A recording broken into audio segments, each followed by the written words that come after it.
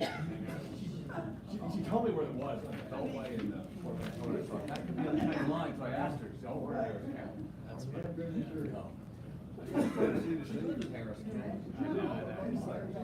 You know, we run into that with East Fort Bend, because they really only want to serve you if you live in Fort Bend County. So when I Google Earth measured it, That's yeah. It's church. It's funny you Google measured it.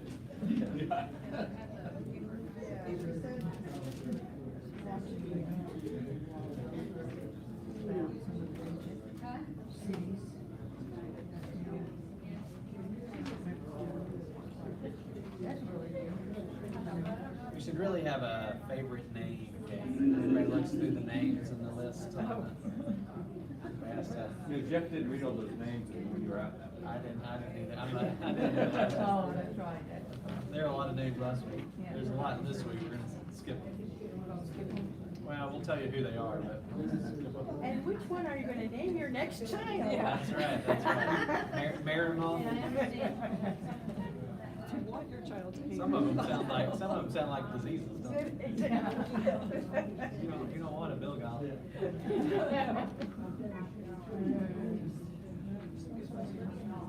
It's funny how some Bible names stick. I mean, right? Some of the Bible names we see today are some of the oldest names around. And most of them are like, never use that one. You watch baseball, the Astros, what's the guy's name? My brain is fried. Are you talking about Pitcher. Isaac Perez? Esau. Spelled like Isaac, yeah. Isaac and you call him Esau. Yeah.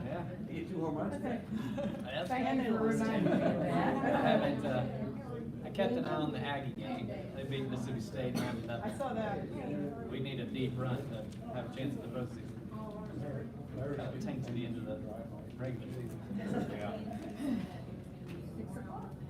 All right. We're going to go ahead and get started. Whoa, that was hotter than I expected. Sorry about that. We're going to go ahead and get excited. We're not going to rush through the text tonight, but John Curtis does have his summer swim league starts tonight, and so I'm probably going to head out from here to there. We won't rush, but we may not go the whole hour. That's all right. All right, we are continuing our look at the book of Nehemiah. We're going to finish up tonight. Oh man, I went and left the book we're going to do for the summer studies on my desk. So we have a book called What is a Christian Anyway? That's the book we're going to do at the summer study. So if you're new, in the summer we don't have Wednesday night church. So this will be our last Wednesday night church until the fall. But we do a summer noon Bible study. So it's on the 3rd floor in our education building. The easiest thing is to park on this far side of the building and come in where we have that awning. Either elevator or stairs to the 3rd floor, and we'll do that. So this is, now some of my Baptists are going to have to hold on. You're going to have a feeling you might not like this one to start off with, but just stick with me. So this year is the 1700th anniversary of the Nicene Creed. So in early church history, we had some creeds where the church sort of helped figure out. We got a former Lutheran up here. She knows what I'm talking about. Baptists are proudly a non-creedal people, so we don't have creeds, and that's mainly because when we showed up on the scene, everybody with creeds would use those creeds to convict us and drown us in a river. So when that's what's happening, you don't have creeds. But collectively in Christianity, regardless of what denomination you come out of, those first kind of 500 years, those are the years that really shape what is the essence of Christian theology. They were sorting out how to describe things, especially things like the Trinity and Jesus being both fully God and fully man. The early creeds are really the result of early Christians protecting those doctrines against people who wanted to say something else. And so the Nicene, most people have heard the Apostles' Creed. That's the oldest, and that's what gets recited. In fact, the Baptist World Alliance, if you go to it, it's a global gathering of Baptists that happens every 5 years, and they are proudly non-creedal, but the very first thing they do in that meeting is they recite the Apostles' Creed as a way of standing in solidarity with Christians around the world. The Nicene Creed is a little bit wordier than the Apostles' Creed, But again, it's where really the issue of the Trinity gets sorted out.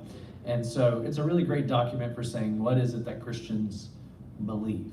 And so we've got a little book. This guy was genius. I mean, after the fact, I thought, you could write a book on the Nicene Creed and have it published this year, and it's not like it's going to be a bestseller, but for everybody who likes that sort of thing, they probably buy it. So there's a guy who's written a book on it, and it's called What is a Christian Anyway? We'll start having them available at church on Sunday.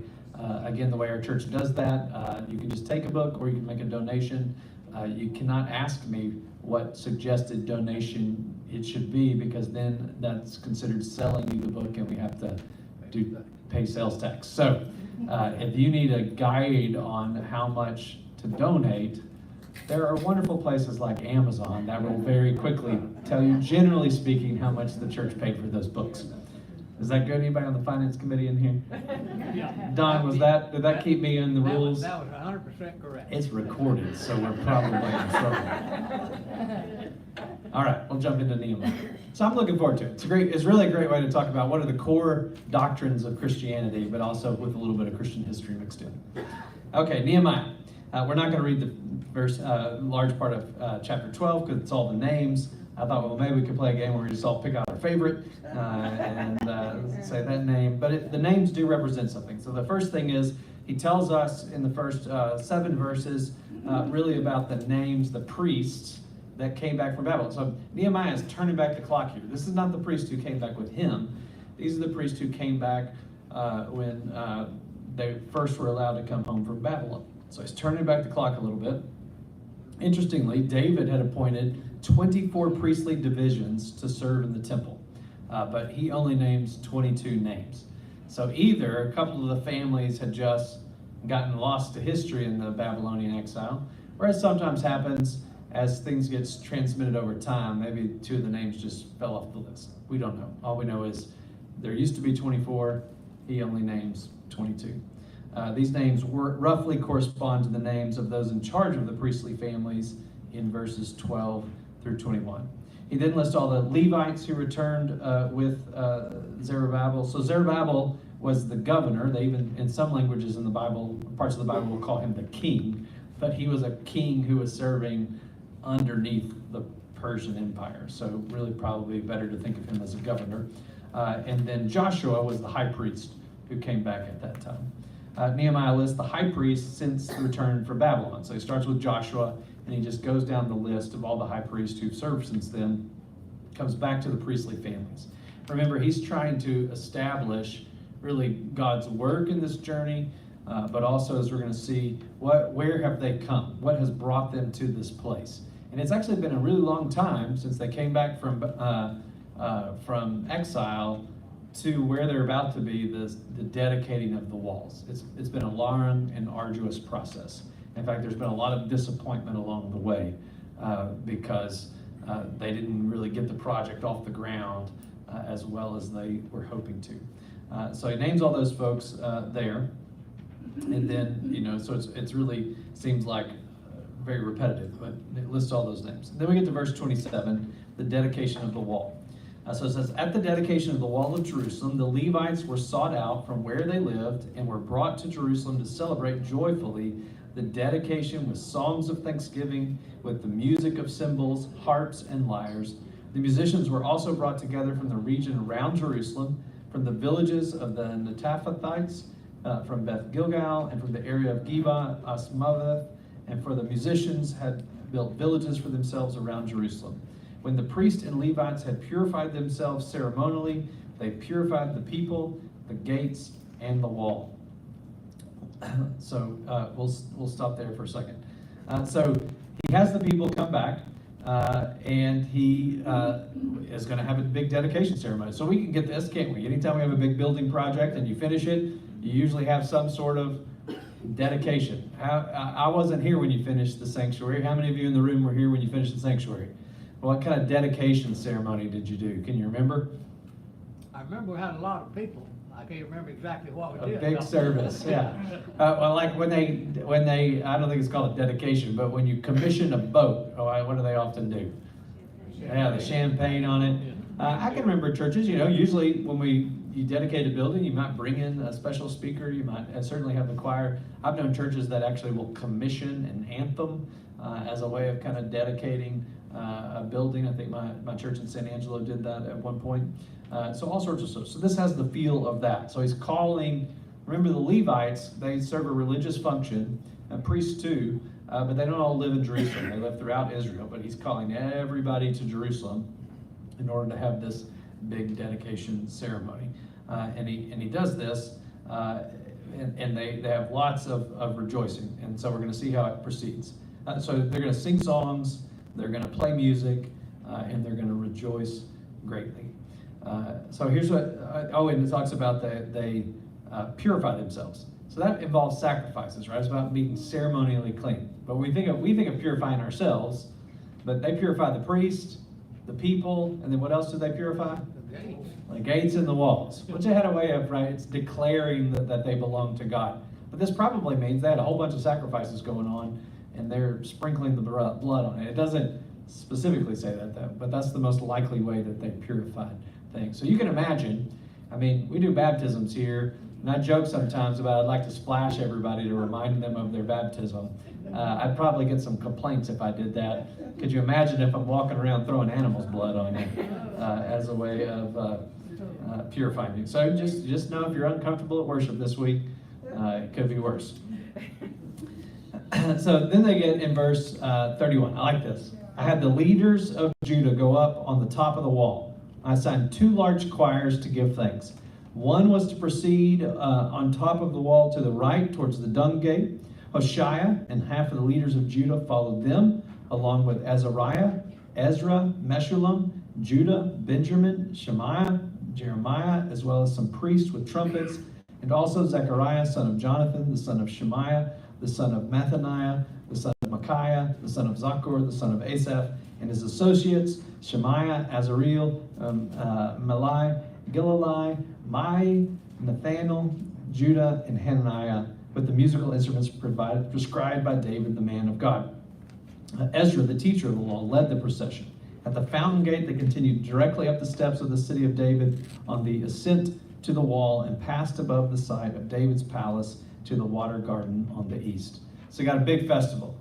What are some of the things that stood out to you about all those people on that wall?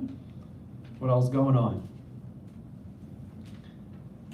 Sort of like a big parade, isn't it? Yeah. We got leaders. We got all sorts of, I mean, the fact that he's naming them all means these people have some prominence.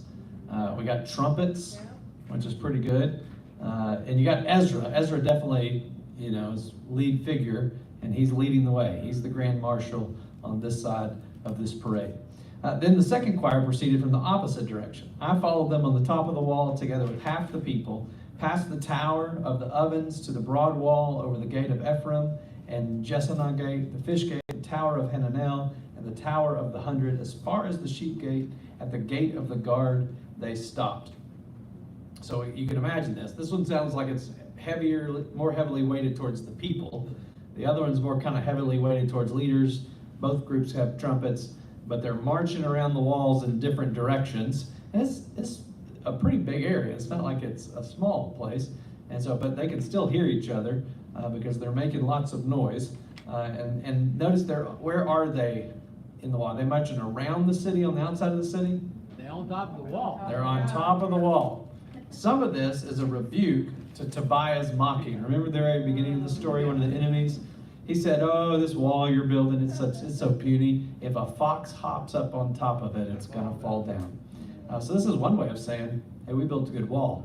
We're up here dancing. So when you think about marching around a wall in Israel's history, what story does that remind you of? Jericho. They marched around and the walls did what? Crumble. And so this is a little different. We're going to walk around these walls and show you how strong they are. And so they're marching around the walls, having a good time worshiping. And so they eventually, they each go in different directions. In verse 40, the 2 choirs that gave thanks then took their place in the house of God. And so did I, together with half the officials as well as the priests, Elikiah, Messiah, Miniamin, Micaiah, Elioenai, Zechariah, and Hananiah with their trumpets, and also Maaseiah, Shemaiah, Elazai, Uzi, Jehoahan, I think I'm getting these right, Malachijah, Elam, and Izar. we had senior Sunday and we had to read out some names. And then at graduation, we're such a diverse area, right? Yeah. I mean, the guy reading out the names, graduating from my kid's high school, I was like, that's spectacular. I have no idea if you're saying these names correctly, but you're saying them good. Sounds good to me. And on that day, they offered great sacrifices, rejoicing because God had given them great joy. The women and the children also rejoiced. The sound of rejoicing in Jerusalem could be heard far away. It's just a great picture, isn't it? You have this big parade around the walls. They come back to the temple. They have a big worship service. They offer sacrifices. They rejoice. And the rejoicing could be what? Heard a long ways off. It was a Heard testimony. a wasn't it? long Yeah. ways away. It is. You know, everywhere I've lived somewhat close enough to a football stadium that you could hear the cheers even when you weren't there. And growing up, I was at least a couple of miles from the stadium, but you could still hear the band. Yeah, you could hear the cheers. And so that's the picture I get here, that you're far away, but you hear the rejoicing. And it's a powerful testimony of what's happening.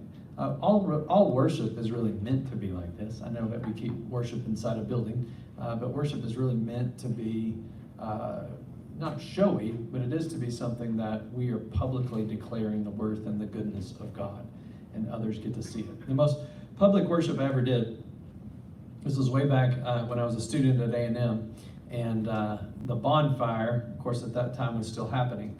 And the way they would do that and get ready for the bonfire is students would go cut down the trees all semester. And that could be a little rough and rowdy, as you can imagine. And it was by dorm, and they would all meet at the local Albertsons parking lot super early in the morning before they would go out to what they called cut. And some friends of mine who were involved in that, they had a heart for the people going out there. And so they said, you know, they're not going to church, they're all going to cut down trees. What if we did a worship service in that parking lot and went and invited them to it? And I said, that sounds like a great idea. Y'all have fun with that. And they said, well, we're in, we go do this, but we need a preacher, and you're the only person we know that preach. I was already doing supply preaching at that point in my young career. I was like, okay, I'm up for it, I guess. And so we know this is going to be challenging because we know we're either going to get an entire dorm to come worship with us, or nobody's going to come worship with us. This is not an individual culture. This is a communal culture. And so we go in and because the dorms, to set the stage, they would have food fights with each other before they would go cut down the trees. So they're all in the parking lot having food fights with each other. And we're walking around going, excuse me, guys, if you'll stop throwing the tomatoes for a second, we would like to invite you. We've got a stage set up over here. We're just going to do a really quick church service before y'all go out to cut, and we'd love for you to be a part of it. So we do this. Nobody's coming. Eventually, one dorm decides, sure, we'll go to church. And I know it's a different place because they start coming to church. Everybody else starts throwing food at them as they're coming to church. And then they turn around and say, would you blank, blank, blank, cut it out, we're going to church. But then all of a sudden we did that now for weeks there. And we would have some people come and some people not, but it's a very public form of worship, right? The people who are choosing to come over and worship doing something very different. And it stood out to others. And really we're doing that too. I think about every Sunday as I'm preaching, just on the other side of what I'm doing, there's all sorts of people just driving by, you know? And our worship is to be public worship. We'd have to sing really loudly for them to be able to hear us. But yeah, maybe so. Maybe we could open the windows. But that's the picture here. And why not? This is a really powerful symbol that God is restoring his people because it's been broken down. It's been desolate. And now they have this wall. And so they do that. It says at 44, at the time the men were appointed to be in charge of the storerooms for the contributions, first fruits, and tithes. From the fields around the towns they were bring to the storerooms the portions required by law for the priests and the Levites. For Judah was pleased with the ministering priest and the priests and Levites. They performed the service of their God and the service of purification, as also did the musicians and gatekeepers, according to the commands of David and his son Solomon. For long ago, in the days of David and Asaph, there had been directors for the musicians and for the songs of praise and thanksgiving to God. So in the days of Zerubbabel and Nehemiah, all Israel contributed to the daily portions for the musicians and the gatekeepers. They also set aside the portion for the other Levites, and the Levites set aside the portion for the descendants of Aaron. So this is a picture I think is a little bit difficult for us to grasp everything that's happening. Some of this is the fulfillment of the commitments they made in chapter 10. So when they had the covenant renewal, they said, we're gonna take care of the temple, we're gonna bring our offerings to the temple, we're gonna take care of the people who serve in the temple. Notice the emphasis on musicians here.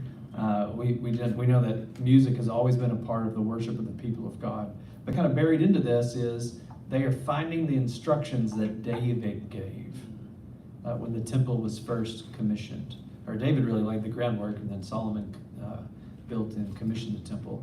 But it's really like it's like if a church, let's just imagine our land lay in ruins for decades. And somebody came and found an old abandoned church, and they put it together, and they built it, and they restored it, and they got together, and in one old back room, they found the hymn books, and they pull out the hymn books, and they begin to sing the hymns that haven't been sung in decades. That's the picture here. Of course, it goes all the way back to David. It hasn't been 500 years since they sang them, but it's been a long time. More than really at this point, about 100 years since those songs have been sung in that place. That's a powerful moment, isn't it? To think of that. I think of perhaps some of the churches, what they experienced in Eastern Europe after communism fell. It wasn't that there'd been an underground church that whole time, but what must it felt like to go back into some of those sanctuaries and sing the praises of God again? That's the feeling you get in this passage. Now, if this book wanted to tie everything up with a nice bow, they would end it right there. But Nehemiah is a reminder, until Jesus comes back, everything does not get tied up in a nice bow. So what happens is Nehemiah, I guess, gets called back to Persia. Remember, he's the cupbearer to the king, so he goes back to that position.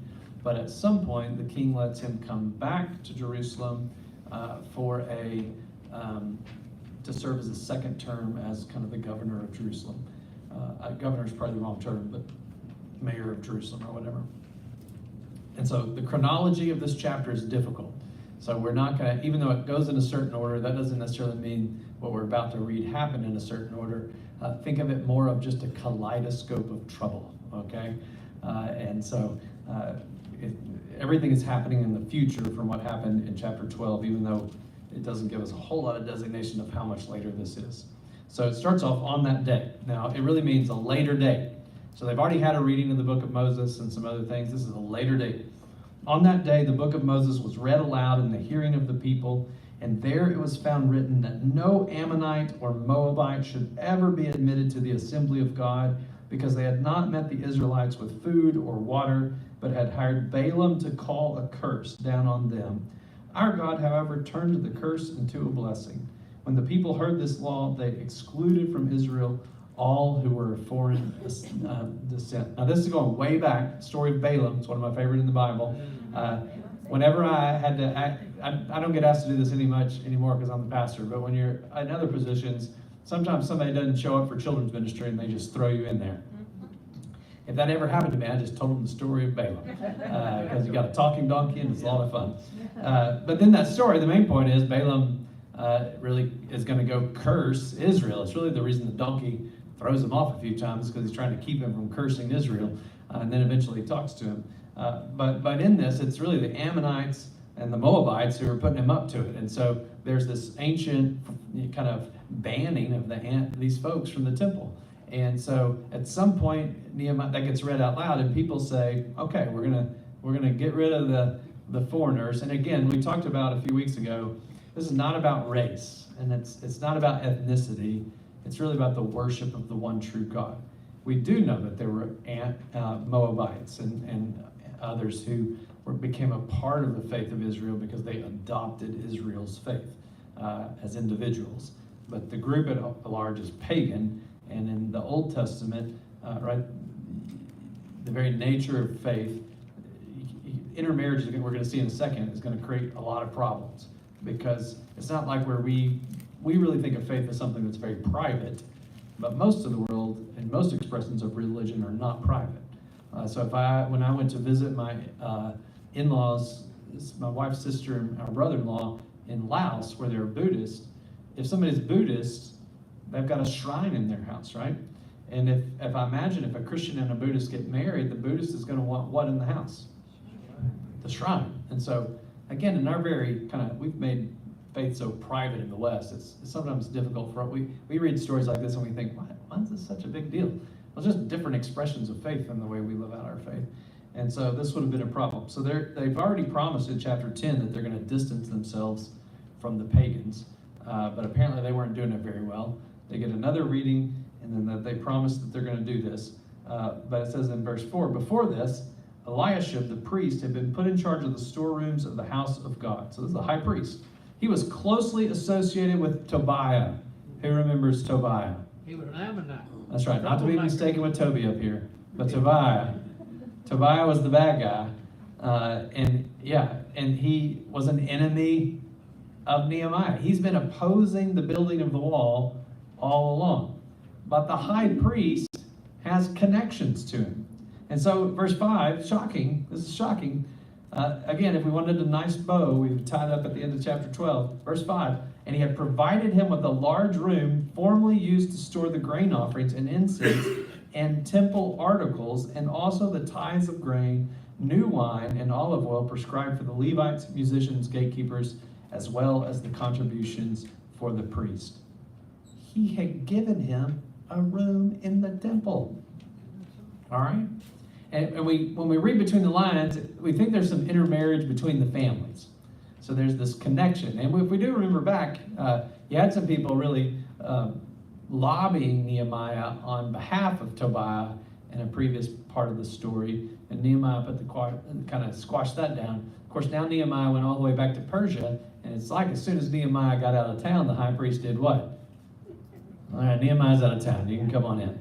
And also just the absurdity of giving him a room in the temple itself. And so he says, yep. So, given the distance between Jerusalem, Persia, activities, what do you surmise is the period of time here between Nehemiah leaving and returning? I mean, I would think a minimum a year, but it could be several years, honestly. So it's enough time for things to go haywire. And we're going to see things have gone really haywire. So, but as we remember, this is the story of Israel. So you think Moses went up on the mountain and it all went haywire before he got down from the mountain. Things can go haywire quickly. And that was only 40 days. That's right. So I think probably a year to 3 years is probably a good estimate. So here he has this. So verse 6. But while all this was going on, I was not in Jerusalem. For in the now he's going to tell us. For in the 32nd year of Artaxerxes, king of Babylon, I had returned to the king. He doesn't tell us. Sometime later, I asked permission and came back to Jerusalem. And here I learned about the evil thing Eliashib had done, providing Tobiah a room in the courts of the house of God. I was greatly displeased. It's kind of an understatement. Everything we read from Nehemiah so far, do you think Nehemiah had trouble expressing his anger? No. I was greatly displeased, and threw all of Tobiah's household goods out of the room. I gave orders to purify the rooms and then put back into them the equipment of the house of God with the grain offerings and the incense. So he deals with this. He doesn't debate. He doesn't hold a committee meeting. He just walks in and throws them out. Taylor, the King James says he threw out his stuff. Yeah, He used the yeah. word stuff. I mean, it's like the picture of the guy's stuff getting thrown out the window, isn't it? Verse 10. I also learned that the portions assigned to the Levites had not been given to them, and that all the Levites and the musicians responsible to the service had gone back to their own fields. So I rebuked the officials and asked them, why is the house of God neglected? Then I called them together and stationed them at their post. All Judah brought the tithes of grain, new wine, and olive oil into the storerooms. I put Shelemiah, the priest, Zadok the scribe, and a Levite named Pedaiah in the charge of the storerooms, and made Hanan, son of Zachar, the son of Mattaniah, their assistant, because they were considered trustworthy. They were made responsible for distributing the supplies to their fellow Levites. Remember me for this, my God, and do not blot out what I have so faithfully done for the house of my God and its service. So he deals with Tobiah, but in doing that, he realizes, it makes sense. If you got a guy living where the grain offerings are supposed to be kept, and those grain offerings are part of what's being distributed to the Levites and the priests, then it makes sense that those folks are not getting what they're supposed to be getting. And remember, part of this is a system by which you are, they don't use the word pay, but you're essentially providing for the people who are providing pastoral care to the people of God throughout the land. And so if that's not happening, are you having much religious instruction or pastoral care? No, it says, look, like the Levites had to go back to farming because they didn't have enough. And so he sees this. And this is all the promises that they made in chapter 10. It's really what was happening in chapter 12. But now we're not very far removed from this. Once Nehemiah's not there to kind of hold everybody to the fire, they've gone back to their old ways. They've broken the promises that they made in chapter 10. And then verse 14, we're going to pick this up.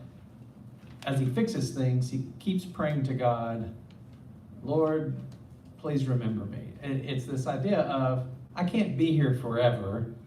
Please don't let them mess this up as soon as I'm gone again. Anybody ever had a work in your life that you had to turn over to someone else? How do we often feel in those moments? Insecure. Like it's your child. Like it's your child, and they're not going to take as good a care of it as you do. And so there's a little bit of this. We all face this. I don't know what you're working on right now, but someday you will hand it off to somebody else. And so those are pretty heartfelt prayer that I think we can all identify with, that we have to entrust our work to God. Verse 15, in those days I saw people in Judah treading wine presses on the Sabbath and bringing in grain and loading it on donkeys, together with wine, grapes, figs, and all other kinds of loads. And they were bringing all this into Jerusalem on the Sabbath. Therefore I warned them against selling food on the day. People from Tyre who lived in Jerusalem were bringing in fish and all kinds of merchandise and selling them in Jerusalem on the Sabbath to the people of Judah. I rebuked the nobles of Judah and said to them, what is this wicked thing that you are doing, desecrating the Sabbath day? Didn't your ancestors do the same things so that our God brought all this calamity on us and on this city? Now you are stirring up more wrath against Israel by desecrating the Sabbath. So he comes in, sees everybody working on the Sabbath. I mean, of all the things we know about the Jewish faith, we know they're not supposed to work on the Sabbath, and they're just going about it. There's no day off. It's sort of like our Sundays today, right? I mean, when I was a kid, most things were closed on Sunday. Now, other than Chick-fil-A and Hobby Lobby, there's really not anything closed on Sundays. And so he sees this. He rebukes the nobles because ultimately they're in charge. And so they're the ones allowing this to happen. And he talks about the wickedness, that this is wickedness, but also the consequences of that wickedness. And he really draws on a story probably from Jeremiah, though there's a couple of places in the Bible where God punishes people for breaking the Sabbath. But really Jeremiah speaks about one of the reasons they're being carried off into exile is because they have broken the Sabbath. And so he's saying, look, the very reason we spent 70 years in Babylon was because we broke the Sabbath. And now you're breaking it again. So he chastises them, but he doesn't just chastise them. Nehemiah is always a man who backs up his words.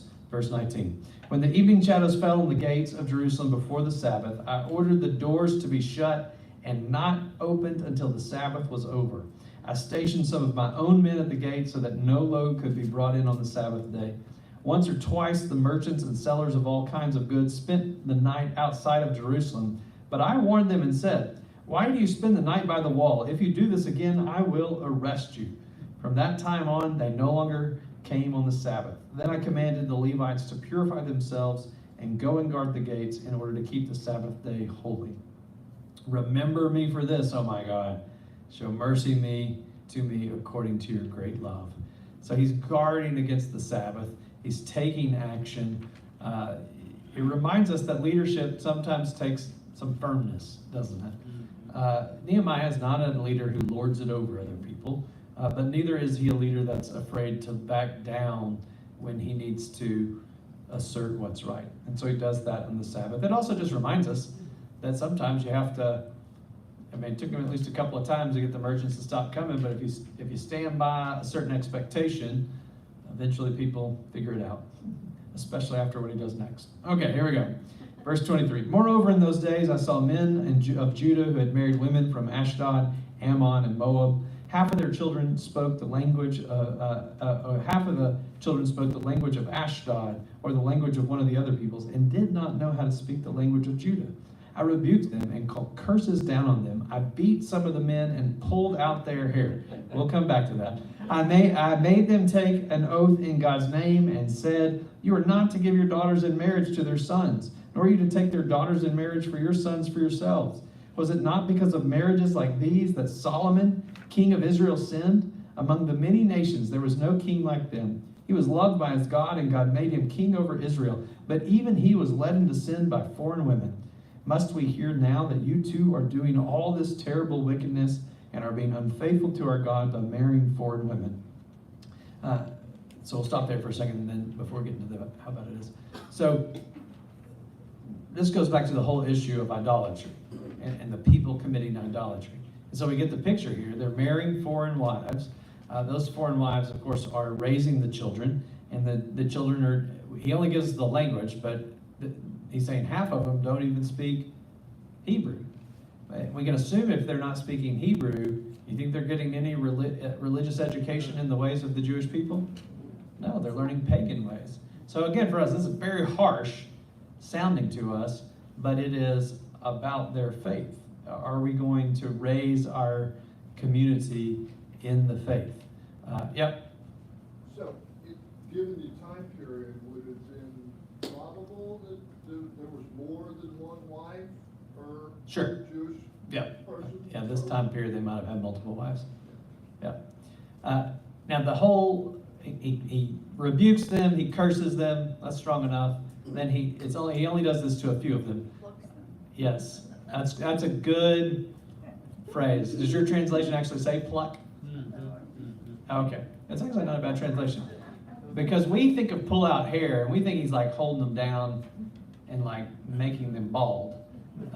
It really is probably more likely he's pulling out the hair of their beards. So in the ancient world, yeah, man, that still hurts. But it's a sign of shame. So there's a couple of other places where actually when the Israelites are conquered by people, their hair is torn out of their beards. In a culture, I would have been shamed all the time because I cannot grow a beard. But in that culture, right, to grow, every man would have a beard. And so to have it pulled out is a symbol of shame. And so the public beating and I don't want to make it sound like it's not violent. It's very violent. But the purpose is not physical harm. The purpose is to shame. It's really, and notice he doesn't do it to all of them.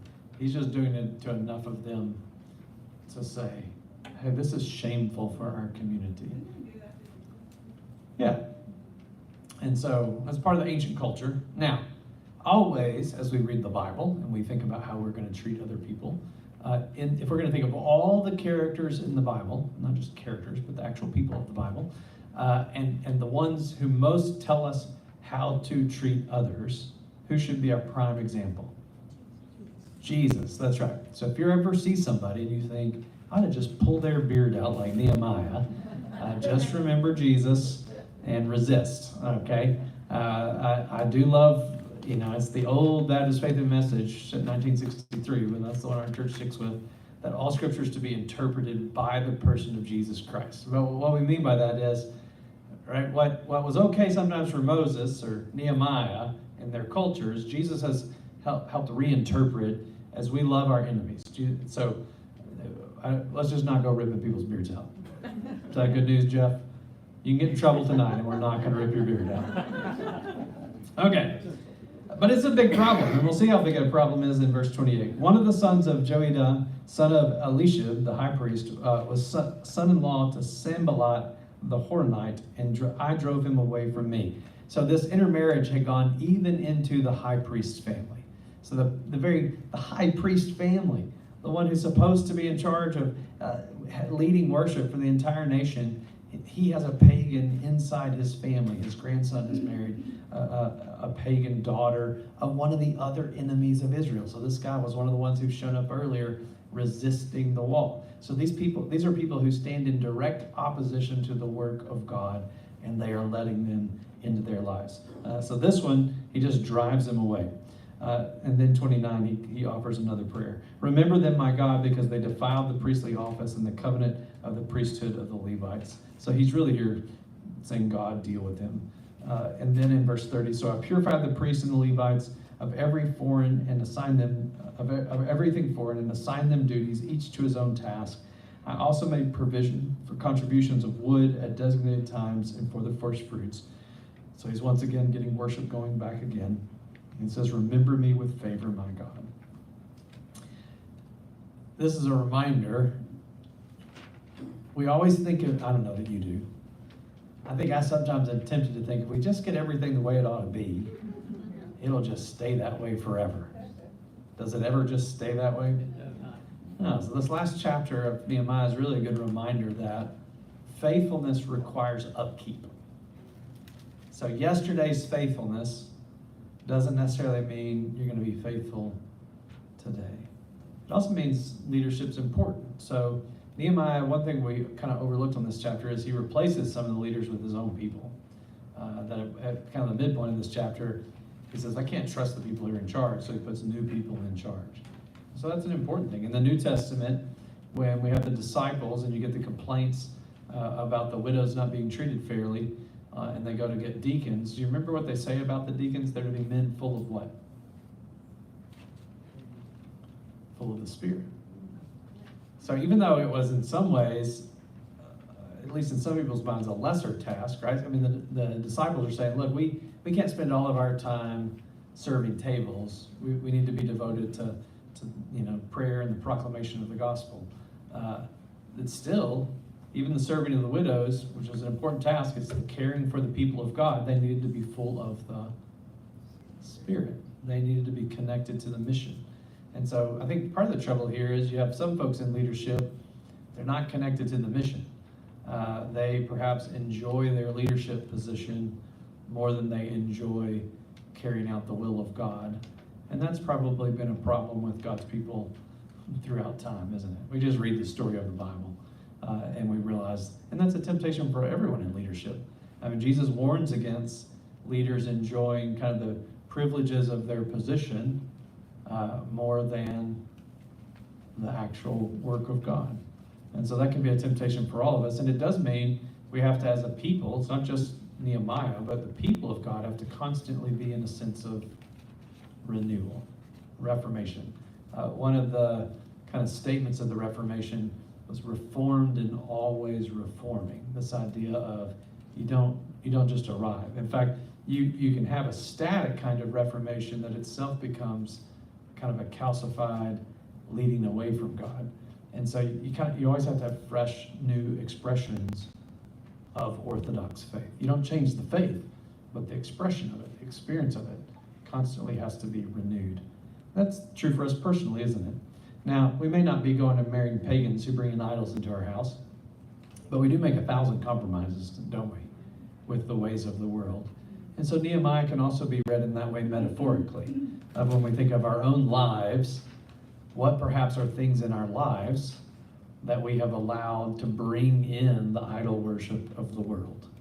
Are there places in our lives where we have made compromises with the world so that it creates problems with our worship? We may be doing our very best to still worship God, but we've got all this other stuff in our life that creates pulled allegiances. And the harshness of Nehemiah reminds us that's a big deal, isn't it? I mean, if it's a big deal for the people of God, it's also a big deal for our own hearts. We want to have a unified heart before the Lord. And even it's hard for us, I think, sometimes to think corporately, but even corporately for us as a church, what does it mean to constantly be renewing our faithfulness to God?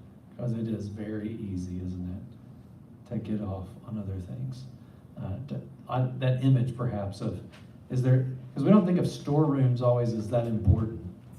I mean, we got a lot of closets in this church that probably need cleaning out. But have we let Tobiah come to live in any of our closets? That's probably a good prayer exercise, isn't it? To ask God to walk through the closets of your own heart. God, are there any Ammonites hiding in there? Gotta get them out. Gotta get them out. It's a good book, isn't it? It is. I mean, Nehemiah is really, it's action-packed. It's got some great lessons, and so it's been fun to visit with you and visit this book with you. So we got a week off next week. If you're a youth parent, during this time, we're going to have a youth parent meeting. In that youth parent meeting, we're going to talk youth camp. We're going to go over our child protection policy again, because we just learned it's going to be good for us to probably go over that a couple of times a year every year. And then we're going to give an update on the youth minister search. So 6 o'clock, I think it's going to be, can't remember if it's here or upstairs, but it'll be in the bulletin on Sunday, about youth parent meeting. And then we're going to get delayed on our summer study just a bit. Because the first week, I'm going to be out of town on my 25th wedding anniversary. I'm just, part of me being a good pastor is being a good husband, so we got a trip. And then the very next week is Vacation Bible School. And instead of trying to start, I know we've met on Vacation Bible School before, but since we hadn't started yet, let's just push it one more week. And so June 18th, noon, we'll start our summer study. All right? Let me close this in a word of prayer. Lord, I'm so grateful for the people in this room, how much they love to study your word together. Lord, in Nehemiah, it's the reading of your word that leads to revival in the land. And so, Lord, I'm grateful to be a part of a church that likes to study your word together. May it lead to constant revival in our hearts as we seek to serve you well. In Jesus' name we pray. Amen. Y'all have a blessed evening.